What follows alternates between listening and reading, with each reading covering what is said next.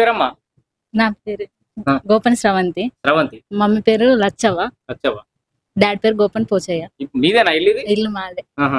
ఇది వరకు ఈడ పాతిల్లు ఉండేనా దీని అడుగు, లేకపోతే ఒకటి ఖాళీ ప్లేస్ ఉండేనా? ఖాళీ ప్లేస్ ఉండే. ఖాళీ ప్లేస్ ఇల్లు కట్టుకోరా మీదే సొంత జాగా? ఆ.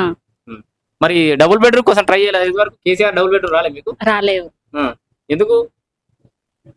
మాకు రానియకుండా ఏమో తెలియదు నాకు అది, కానీ రేవంత్ రెడ్డి మాకు వచ్చింది. అప్పుడు కేసీఆర్ టైంలో మీకు రానియకుంటే చేసారు. అవునా? ఇప్పుడు మరి రేవంత్ రెడ్డి వచ్చిన తర్వాత ఇందిరా మిల్లు ఎట్లా వచ్చింది మీకు? ఏమైనా పైరవీలు చేసిరా? మంచిగా ఏం లేదు, అన్ని పేదోళ్ళకి వచ్చినాయా? పేదోళ్ళకి వచ్చినాయి, లేని వాళ్ళకి జెన్యున్ వచ్చినాయి. జెన్యున్. ఏమో ఎవరికి పైసలు లంచం ఇచ్చుడు లంచంగా ఏం తీసుకోలేదు. అవునా? మంచిగా వచ్చినాయి. మంచిగా. ఎట్లా అమ్మ వాళ్ళు మీరు హ్యాపీనా అంతా? అంటే ఇది వరకు ఇల్లు లేకుంటుండే?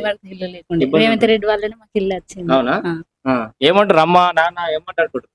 రేవంత్ రెడ్డి మంచిగా ఉండాలి అంతేనా? రేవంత్ రెడ్డి మంచిగా ఉండాలనా?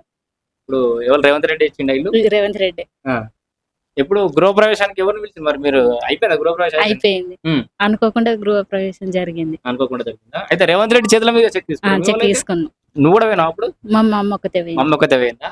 మీరు చూసిరా రేవంత్ రెడ్డి ఎప్పుడైనా? చూడలేదు. చూడలేదా? ఇప్పుడు అవకాశం వస్తే చూడాలనుందా? అవునా? ఎట్లుందమ్మా ఇప్పుడు న్యూస్ చూస్తుంటావు కదా, చదువుకున్నావు ఏమన్నా? చదువుకున్నా. ఏం చదువుతున్నా? ఇంటర్ సెకండ్ ఇయర్ అయిపోయింది. ఇంటర్ సెకండ్ ఇయర్ అయిపోయిందా? ఎట్లా అంటే కేసీఆర్ సర్కార్ బాగుండేనా రేవంత్ సర్కారే బాగుంది? అవునా? ఇందిరా మిల్లు వచ్చిందని చెప్పుడు కాదు, జనరల్ గా ఆలోచన చేసి ఇల్లానే కాదు, ఇల్లు కాకుండా కూడా పర్వాలేదా? ఇల్లు రాకుండా పర్లేదు కానీ మంచి ఇట్లానే ఉండాలి అనుకుంటున్నా. అవునా? రేవంత్ రెడ్డి బాగానే ఉంది.